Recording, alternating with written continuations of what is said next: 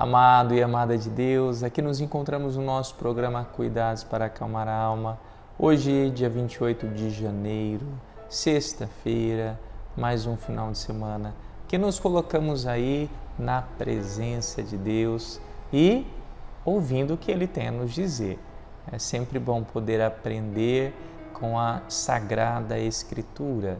É sempre bom poder ouvir a palavra de Deus e pensar o que essa palavra está dizendo para mim no dia de hoje. Então vamos ver o que a palavra está dizendo para cada um de nós. O evangelho de hoje é de São Marcos, capítulo 4, versículos de 26 a 34. Naquele tempo, Jesus disse à multidão: O reino de Deus é como quando alguém espalha a semente na terra. Ele vai dormir e acorda, noite e dia, e a semente vai germinando e crescendo, mas ele não sabe como isso acontece. A terra por si mesma produz o fruto. Primeiro aparecem as folhas, depois vem a espiga e, por fim, os grãos que enchem a espiga. Quando as espigas estão maduras, o homem mete logo a foice, porque o tempo da colheita chegou. E Jesus continuou: Com que mais poderemos comparar o reino de Deus? Que parábola usaremos para representá-lo? O reino de Deus é como um grão de mostarda, que ao ser semeado na terra, é a menor de todas as sementes da terra. Quando é semeado, cresce e se torna maior do que todas as hortaliças, e estende ramos tão grandes que os pássaros do céu podem abrigar-se à sua sombra. Jesus anunciava a palavra usando muitas parábolas como estas, conforme eles podiam compreender. E só lhes falava por meio de parábolas, mas quando estava sozinho com os discípulos, explicava tudo. Palavra da salvação, glória a vós, Senhor. Amados e amadas de Deus, essa parábola de hoje vem falar sobre a realidade do reino de Deus. Como é difícil falar do reino de Deus, do reino dos céus, como é difícil poder falar daquilo que nós não conhecemos. É tão interessante que um dia eu ouvi uma palavra que dizia o seguinte, que é muito difícil falar do céu, porque o céu ele é uma realidade que é totalmente diferente da nossa. Então muitas vezes a gente precisa de comparativo para poder falar de algo, né? Quando nós não conhecemos o sabor de uma fruta, a gente fala, olha, tem a acidez da laranja, mas tem a doçura do pêssego, sei lá, vamos, num exemplo. A gente começa a usar comparativos, né? Então aqui a palavra vem nessa parábola, né? Jesus está usando alguns comparativos para falar desse reino.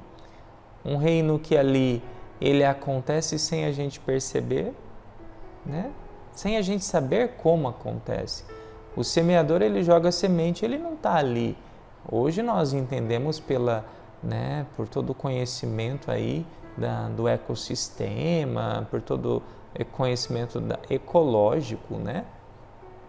Da parte da fotossíntese, de como que a semente vai, sendo germinada. Nós sabemos, conhecemos. Mas imagina naquela época, aquela pessoa tão simples. Ele só sabia que ele tinha que jogar a semente na terra e esperar, né? Então, existia ali uma falta de conhecimento técnico e podemos dizer que até hoje nós não sabemos. Nós não temos ali, de modo palpável, um livro de instrução, mas nós temos comparativos, né? E eu acho bonito essa outra parte que ele fala que é como um grão de mostarda, que é menor de todos os grãos e que se torna maior de todas as hortaliças, ou seja, que às vezes no começo parece tão pequeno para nós, né?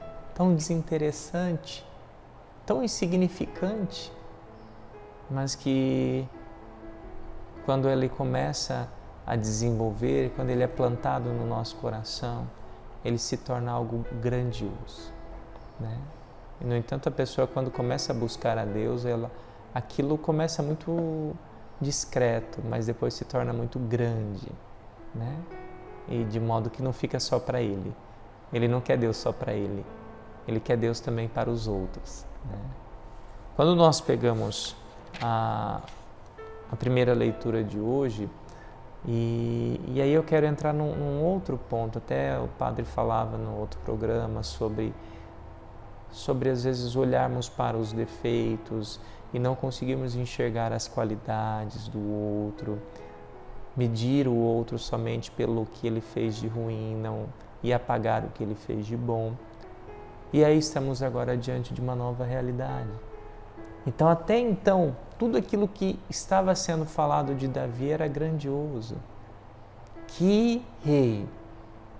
Ungido por Deus, escolhido pelo povo, que ali lutou contra Golias, que ali amou, perdoou Saul, não quis se vingar de Saul, né? Que homem do bem, né? Quantas qualidades, quantos dons. Mas nós não podemos esquecer de que ele era humano. E como humano ele também errava. Hoje a primeira leitura vai contar um fato muito triste aí da história dele, né? Então ele manda os oficiais dele todos para a guerra, mas ele não vai dessa vez. E por não ir, ele estava passeando, viu uma moça muito bonita. Quem era a moça? Betsabeia. Quando ele vê essa moça, ele se encanta por ela e manda chamá-la, e o rei na época tinha o poder de deitar com quem ele quisesse. E Betsabeia, ela era casada com Urias, um dos soldados dele. E aí o que aconteceu? Ele se deitou com Betsabeia, Urias ainda estava em guerra. Passado um tempo, Betsabeia manda uma mensagem para ele: olha, agora estou grávida. E aí então, né, Davi, tentando encobertar o erro, manda chamar Urias e fala: vai para tua casa descansar um pouco. Urias fala: não posso. Ficou dormindo na porta do palácio. No outro dia, né, Davi chama Urias, vai lá embebeda Urias e manda ele para casa. Não vai para casa. Aí, como ele viu que ele não ia para casa, né, mandou ele de volta para a guerra e falou lá pro general colocar ele na frente do exército, no lugar que as pessoas mais morriam. E Urias morreu. Então é um fato, um fato da história de Davi, muito até chocante, né? Até chocante. E sabe que como padre, às vezes eu me deparo com muitas confissões que é até chocante. E eu vejo quanto aquelas pessoas carregam aquela dor, né, de algo que ela fez, que ela se arrepende, mas não apaga dentro dela. E eu procuro sempre usar de misericórdia, mostrando o quanto Deus, que a ama, já perdoou, mas ela precisa se perdoar. E eu acho que às vezes a gente acaba tendo atitudes, né, que no amanhã a gente vai se arrepender amargamente. Então a palavra de hoje é para a gente poder pensar isso na nossa vida. Não sei se essa história faz você pensar em alguma história tua em particular, mas nós não estamos aqui para atacar pedra em Davi. É isso que eu quero trazer para vocês. Mas poder olhar para este Davi como alguém que, por mais que era ungido, também errou, né? E ao mesmo tempo trazer para você, por mais que você tenha ali um coração bom, não é uma má pessoa, mas também teve erros.